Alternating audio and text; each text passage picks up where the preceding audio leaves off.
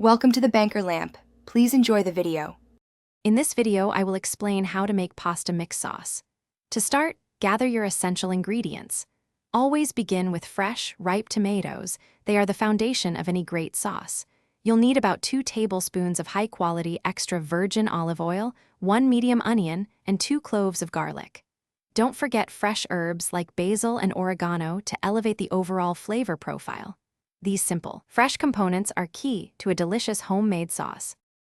Now, let's build those delicious flavor layers. First, gently sauté your finely chopped onion and garlic in the olive oil until they become translucent and fragrant. Next, add about 28 ounces of crushed tomatoes to the pot, along with a small pinch of sugar to balance the acidity. Allow the sauce to simmer gently for at least 30 minutes, letting all the flavors meld beautifully. Remember to stir it occasionally to prevent any sticking. This is where you can truly personalize your pasta sauce. For a heartier meal, consider adding about 8 ounces of cooked ground meat, such as beef or Italian sausage.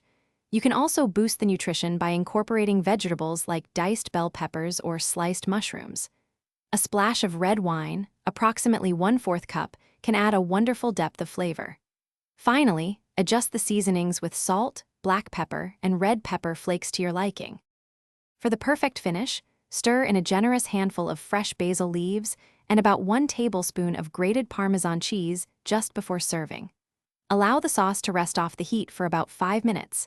This helps the flavors settle beautifully.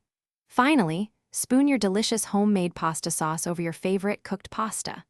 Garnish with a few extra fresh herbs or a drizzle of high-quality olive oil for an inviting presentation. Enjoy your culinary creation.